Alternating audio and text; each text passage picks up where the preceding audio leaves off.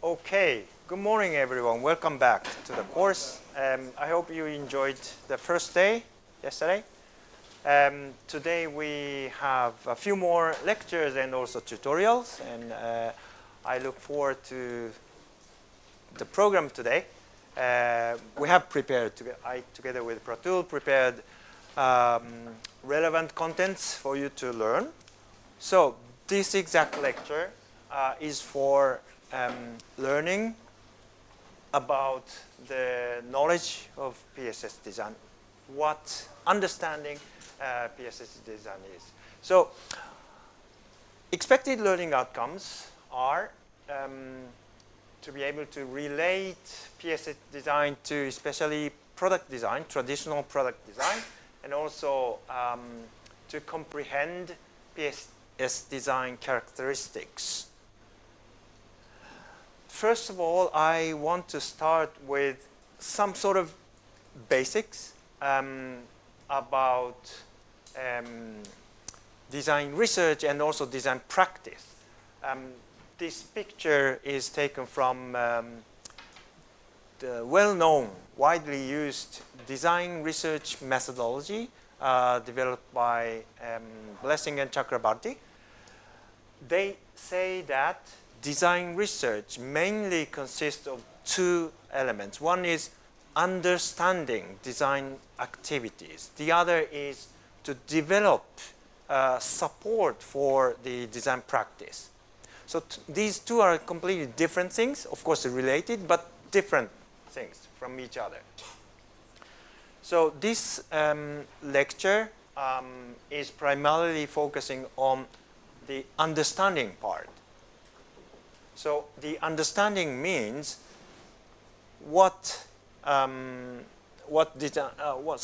PSS design is, and also how PSS design takes place in different environments. So primarily we are interested in how that takes place in industry, in the real situations of their daily businesses. But in research, we may sort of make a hypothetical situation and we observe that. But that is a sort of part of the research process. So our ultimate goal is to understand how PSS design takes place in industry. Okay? And I would like to cite this statement by Deming. He emphasized the importance of looking into the processes and rather than the outcomes of the processes, because the processes determine the quality of the outcomes. So in order to fix the problems in the outcomes, then we need to do something on the processes. Okay? So I want you to keep this in mind, because this is very sort of, this is a cornerstone for this lecture. Another thing I would like you to keep in mind in this lecture and also the other lectures in this week is the complexity of designing, especially in industry, in a real situation. So according to the authors of this article, design can be described as a multi-layered activities. So that can be viewed from different levels, starting with in the center, starting with the evidence-based decision making. So essentially design makes decisions, right? With some rationale. But that is built upon a certain organizational setting, meaning that the decision making needs to be translated in a certain organizational context so that the decision making is approved by the organization, right? And then design is performed by people, meaning that some personal analysis and synthesis is involved. Depending on the sector, industrial sectors, the degree of the involvement of personal analysis and synthesis will differ, but anyway, such a personal sort of activity in design is involved. So in this lecture, we will primarily address the central part, the evidence-based decision-making process, but keep this complexity in mind, how that process can be implemented in real situation, right? Another slide focusing on the importance in looking into the processes by providing methods and supports. So the first one, implementing quality function deployment, which is a method to support mainly product design. So yesterday we talked a lot about the issues and also the improvements that we observed in the 1980s. We talked about front loading and so on. So one book, by Bob King, mentioned that basically the total lead time could be halved by properly using such methods as QFD, quality function deployment. Another piece of sort of testimony from industry is from Hitachi in Japan. They sort of implemented a set of different support methods for product design, like this QFD and trees and so on. And they say that they have managed to decrease the lead time by between 40 and 60%. So these pieces of sort of evidences support the importance of proper use of support methods for design. That is, of course, applied to PSS design too.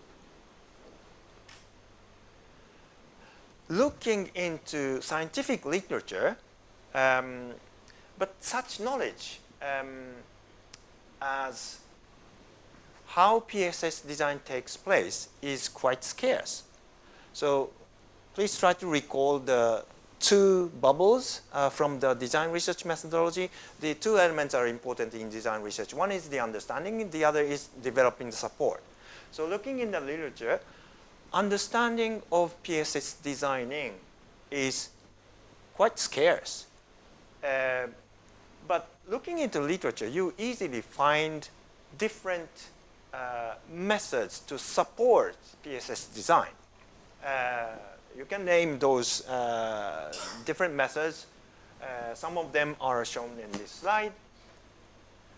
But think about the understanding and developing the support, the relation between the two.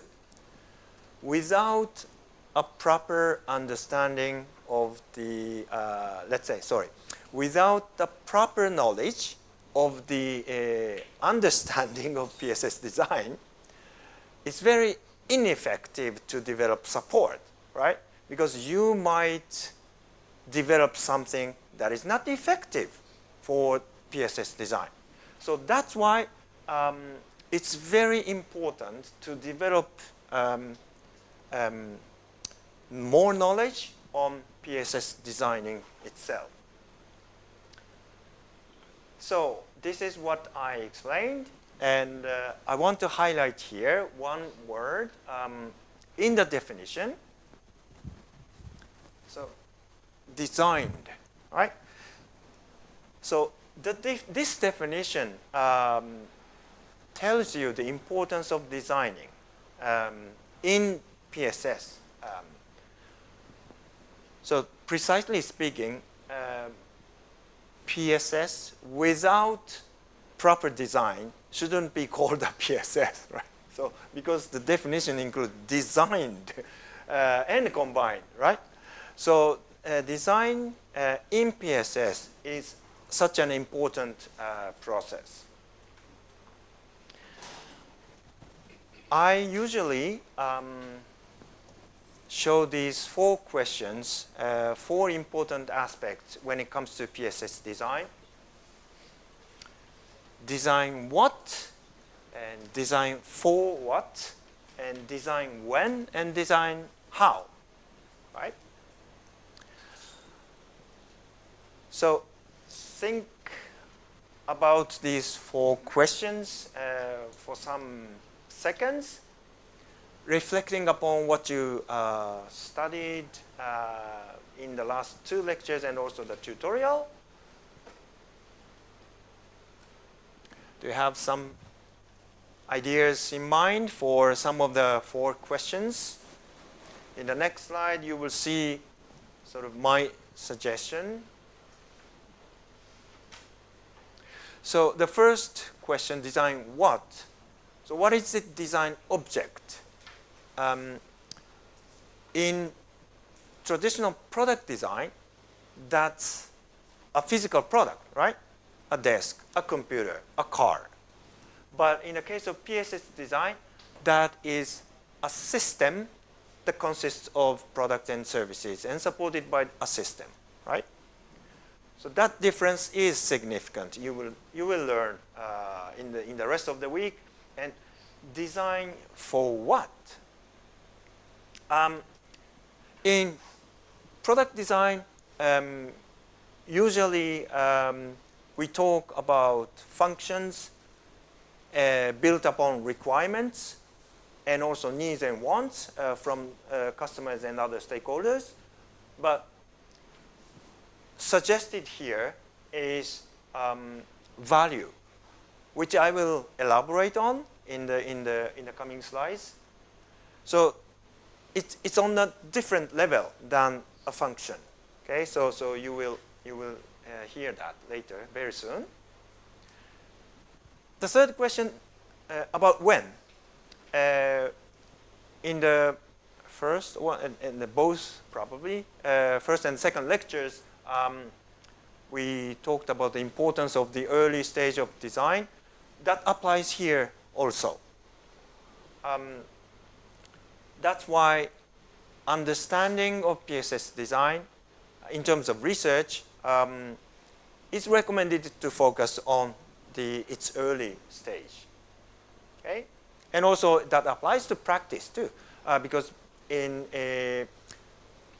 without good quality of design in the early phase, the rest of the phases of design is probably not good.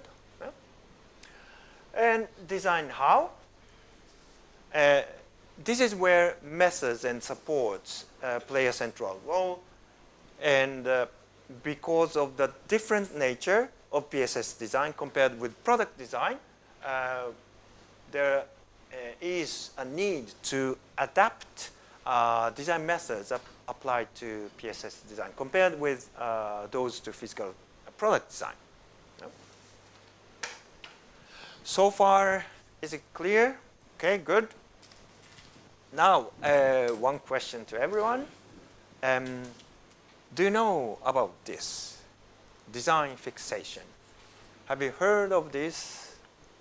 Oh yes, good start. Okay, then I want to start from the start, but maybe some of you didn't know this. It's a phenomenon that exists in designing process. It's defined as blind adherence of a designer to a set of concepts and thereby limiting the output of the conceptual design process. It was found by Janssen Smith, 91, and they did an experiment of design by giving a task to a group of designers. So the control group was given only a task, okay, to design something. And then the experimental group was given the same task plus one solution for the task. And the solution given is described in this picture here. So the task was to design a device to hold a bicycle on top of a car, right? And then this is a solution for that design task. And then this solution was shown at the beginning of the design only for the experiment group. And they analyzed the outcomes from the two groups, and they found a significant difference between the two groups, and showing that the outcomes from the experiment group came up with solutions that are similar to the solution that was shown at the beginning of design. Meaning that if a designer is given an existing solution at the beginning of design, then they tend to search solutions close to that, compared with designers that were not shown the solution. Okay, this is quite intuitive, right? So you will probably understand this with your experience too, or so. But one point to make here is this phenomena is considered applicable to organizations as well, meaning that the experiment executed by Janssen Smith were individual designers, but if we think about organizations, company A, B, and C, then it is considered applicable. If a company A already has a solution at the beginning, then they tend to search solutions close to that. So it's a fix. They are fixated to that solution, right? And so this is a sort of visualization we described described the phenomena related to design fixation, but also we identified sort of a design limitation that is different from design fixation. Design limitation is something that designers cannot achieve, right?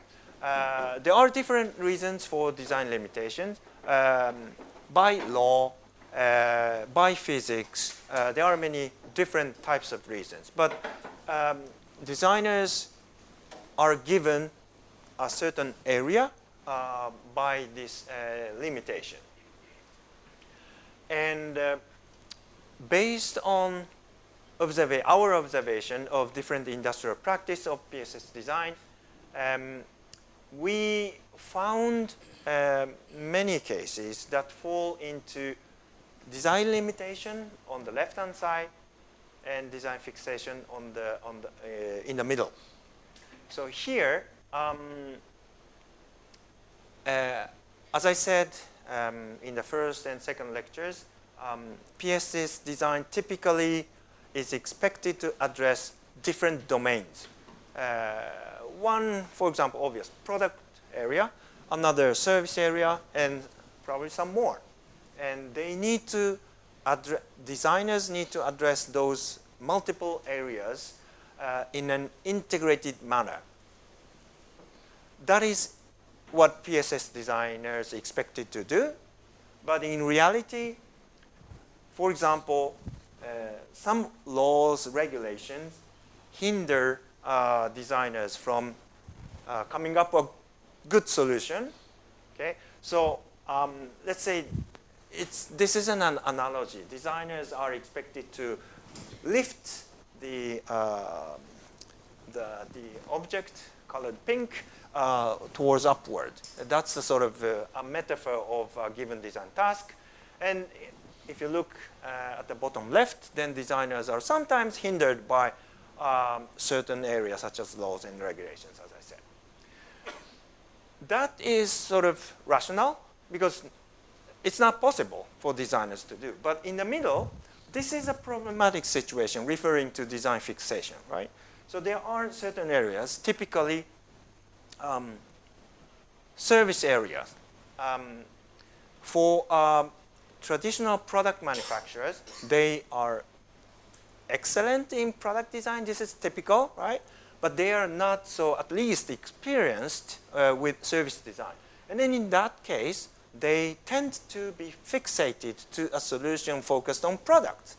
And thereby, they don't sort of exploit the design parameters in the service area. So this is what we often observed, and we want them to avoid that, right? So this is where design methods and design support comes into play. And we want to realize this situation on the right-hand side so that designers can fulfill the job by properly addressing relevant areas. Any question for this? No? Clear? Okay. So then, coming to the second question regarding design. Design for what?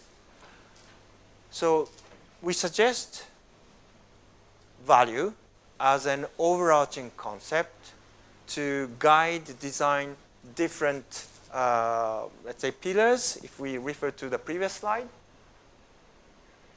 Because PSC design aims to design one system consisting of products and services and others. So if you see like a physical product on the left-hand side and service human activities on the right-hand side. And we see these as one system. And if a designer is given a task to design such a system, they need a sort of a concept that can be related to the different areas such as product design area and the service design area. Because typically, if you look at the left-hand side, product designers, in this case, automobile designers, they are given a task, for example, to realize the set maximum speed of a car and also to realize a certain fuel efficiency. So these parameters are attributed to a physical car. But on the other hand, when it comes to service designers, they target completely different parameters. For example, mean time between failures. It's a length in time, service time, time needed to take to execute a certain service, also in time. So these are the parameters that service designers address and also aim to realize. No? And without such an overarching parameter, the system design can't be executed because there is no way to sort of trade off. There's no way to optimize the whole system. So therefore, such a parameter that is above the level that is addressed either by product design or service design is necessary. Okay? So this is an important part related to the second question of PSS design. And the unit could be sort of availability, risk in money, that can be in different dimensions. This will be discussed in the next lecture also. Another thing regarding the complexity of PSS design, there are different levels, each of which has a sort of design space. What we discussed in up to the previous slide is, let's say, designers are given a certain space. In this slide, we use 2 dimensions for simplicity. Let's say designers are given parameter X and parameter Y, right? And then by that, we can define a space, meaning design space after the design limitation is this, for example. No? So designers can find a solution within that area. And then within that area, we often observe the area designers tend to search in. That's the sort of design space after design fixation. But as I said before, we recommend designers to go beyond the design fixation space, right? So what I'm trying to show in this slide is oftentimes there are different levels, and let's say there is another level which influences the decision making or the design spaces that the designers are working on. An example is designers are asked to design a specific PSS offering, okay? But a business model where the PSS will be working on is decided by, for example, the company board. And the designers in question don't have a power to change the decision taken on a higher level. So this is quite frequently happening, and we need to have this in mind. Okay. So this slide was shown yesterday too, in the second lecture too, but I would like you to go through the implication on the right-hand side of this table. If each element in the third column makes sense to you. For example, apply systems thinking. No, it's quite obvious from the lecture today until now. Integrate product service views, analyze behavior as a system, consider uncertainty, which I will be talking about in another upcoming lecture. Consider business model, analyze customers, include value proposition, consider system performance, consider service personnel, analyze actors' roles, analyze scenarios, and apply co-creation process. So these are important aspects as an implication for PSS design. Any question for the implications? Do these make sense to you? Good, good, okay. And when it comes to research of PSS design, there have been, I would say, so much research that have been performed in PSS design research, and challenges related to PSS design are actually not only decision making, but also the exact value co-creation process. So design challenges about decision making have been addressed so far in my lecture today, but please bear in mind that there are other types of challenges that occur, especially value is co-created with customers. For example, overcome IPR and legal issues and information flows between actors, and coordinate different actors, and also supply networks, value chain, etc. Right? Okay. So I would like to, in the coming slides, I would like to share with you findings of our own research that have looked into, and also we have discovered the characteristics of PSS designing process. So the research question that we set out was, is designing for circular economy, CE, designing of PSS for circular economy different from product designing? And if so, how?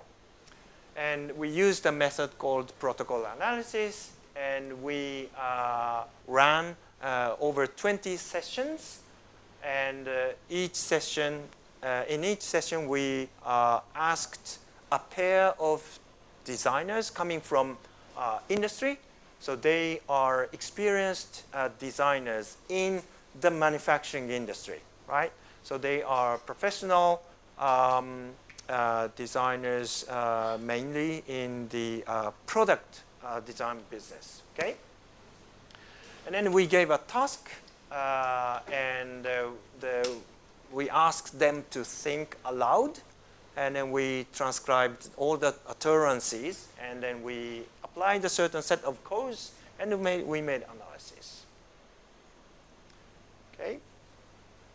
So the output from each session looks like this. So the transcribed utterances, and who spoke that, and so on and so on. So each session typically resulted in 1,000 utterances. So it's very long, and it's quite time-consuming to analyze each session, because we need to apply some codes, etc. So we made a comparison between 3 cohorts. The cohort black received a task of designing for a circular economy, design of PSS for circular economy without any support. Cohort orange received a different task. The task was product design. Okay? So the black and orange differs in terms of the task given. Okay? So first, I will explain the results of the comparison between the cohort black and cohort orange. Before explaining the results, some sort of background knowledge about design theories. So we usually say that design space is actually consisting of a problem space and a solution space. In the problem space, designers typically discuss what are the requirements from customers and other stakeholders, and what the design object is for, i.e. the purpose, and also the expectation for the object to behave.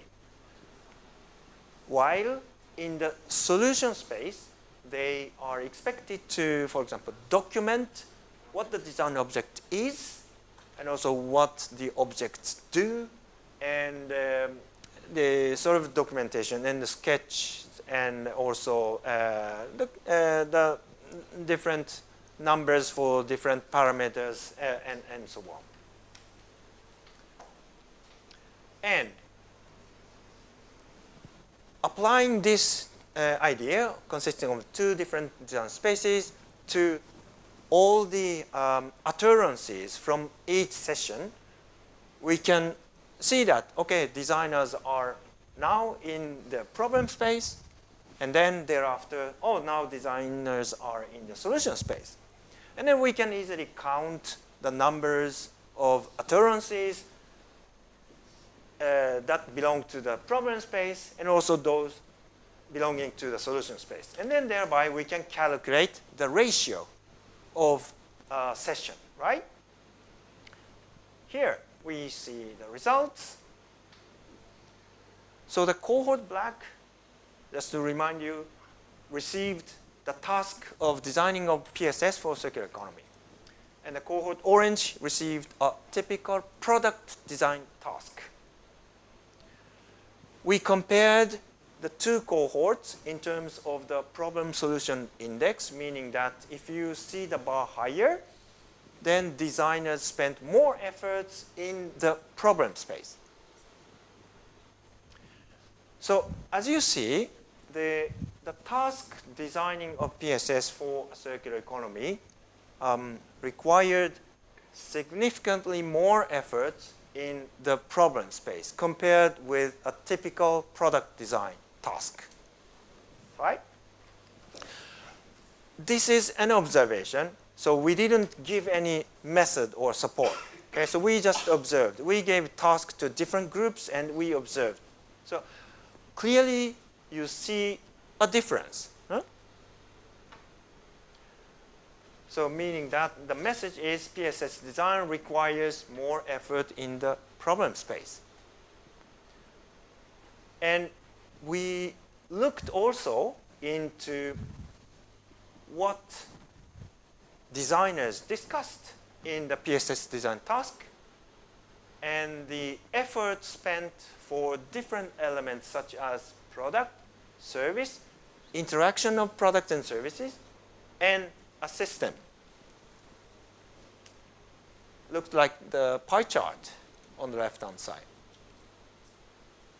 So roughly 2/3 of the designer's efforts were spent into the product elements. So now please recall who were the designers that executed this task.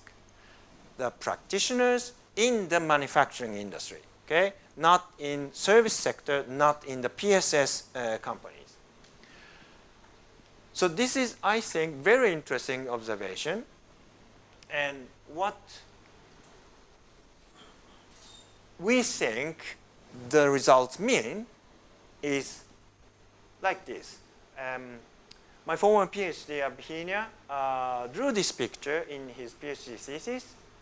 So the person in the picture is a designer, and he or she has a lot of knowledge in the backpack, and now the person is asked to enter a new territory where a new design task is given. And some of the knowledge in the backpack is useful, but it's not certain that all the knowledge is useful in the new territory or not. No? So this is what our sort of interpretation of the results. And then here comes the comparison between the cohort black and cohort blue. Cohort blue received the same task as black, designing PSS for circular economy, but with a certain design support. The design support that we gave to the cohort blue is procedure consisting of 10 steps with iterations. I will explain this more in the upcoming lecture. But here, you just need to understand a certain support, design support was provided to the cohort blue. Now, the results look like this. And here, just note that the number of sessions is not enough to make statistical analysis. So this result is a preliminary one. But still, you see a difference when the session is analyzed from the perspective of system level. So we analyzed each occurrence in the session, whether the occurrence is about a whole system or discrete element or in between the interaction among the levels. And when the support was given, designers spent significantly more effort in the system level, right? This is what I explained in some slides earlier, that PSS design is expected to apply systems thinking, right? And this result shows that by giving that specific design support, designers indeed spent more efforts in the system level. So this is what sort of PSS design is expected to do. Right? Okay. Questions so far? Good? Okay. Then, so somehow I want to summarize what PSS design means in a sort of more accessible form. Although I have shown different slides, the characteristics of PSS design, but I included the letter I, for the 7 characteristics or principles for PSS design.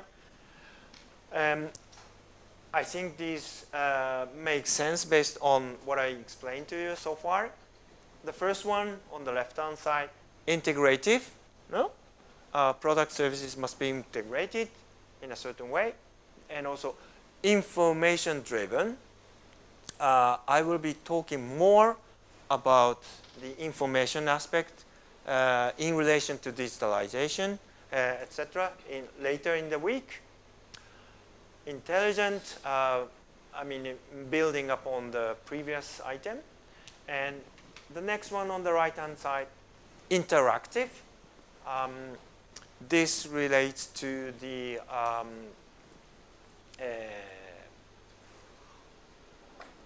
inseparability between the provider and user that we talked about in lecture 2.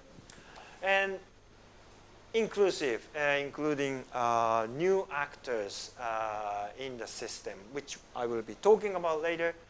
And the next one, indefinite, it's about uncertainty. Huh? We talked about that in lecture 2, and also innovative. So my hope is that take these 7 let's say principles for PSS design and try to remember what is the theory behind these 7 items, right? Okay, so I want to take any question that you may have and also some discussion points. You have one? Yes, please.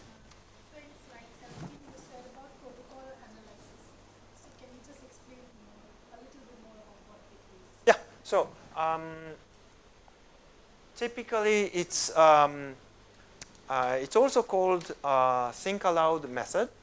A person as a subject is invited to an experiment, or person or persons, and typically in the context of design research, a certain task is given to them, and they do the job. They aim to solve that design task, but they need to speak out, no? In all the time when they are observed. And then the utterances, what they say out loud, are transcribed in documents, and then the documents are analyzed with a certain framework of codes. No? So far, is it clear? Yeah. So, and then additionally, typically different sort of coding systems are applied to a given transcript, and then so in this case, we applied quite simple one. We looked at each utterance in a session, and then we applied, okay, this belongs to the problem space or the solution space. And then we made a calculation of the portion of a session. So, and then to reach the pie chart on the slide, we applied design issues, product, service, interaction, and so on. There are other coding schemes also, and we also applied some of them. Depending on the purpose of the analysis, we choose the coding scheme, and then we apply that, and then we get quantitative results. Is it clear? Okay, good. Any other question? Yes? Sir, in the open Yep. system, Yep. how do we analyze the uncertainty, like consider an uncertainty? Yeah, good question.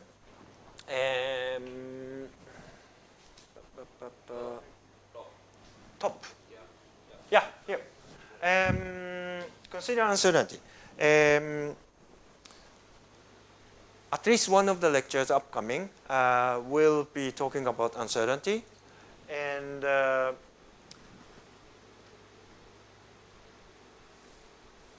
so one, yeah, I mean, we can discuss more after that particular lecture. But what I could say is, as I said in the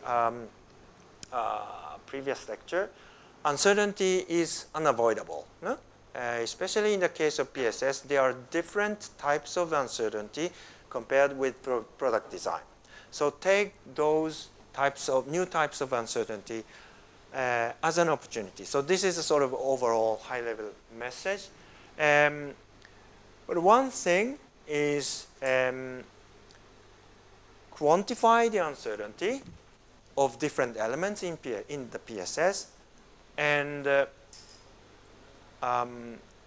if some of the uncertainties are perceived as risks, then implement mitigative actions. No? So that is one thing that can be done. There are some research with that purpose also. Uncertainty, yes, yeah. For now, I would say that, and we can discuss more after the particular lecture. More question related to this uncertainty? Sir, is there like a certain pattern in different sectors, like these kind of? When the contract is longer, then this becomes more significant. Because the longer time means things can be more uncertain. So that's a difference that we can see in between different sectors. Yeah. Yes, please. So with the uncertainty related to, like in yesterday's lecture, we talked about how it can be either considered as a risk or an opportunity. Yep. Yeah. So Yes. this This is. Yes. Yeah. So take the uncertainty as an opportunity as well. That's also possible. No? Yes. So slide 17, what is the difference between designing and product design? These two different methodologies you used in slide 17. You mean the task? Yeah. Okay. So the task given to the above, black and blue, was to design a system consisting of office-used coffee machine plus the services for that machine. So that was the task given for the PSS design. And the task given to the cohort orange was to design a physical device to block the sunshine on the window of our room. So that was the task.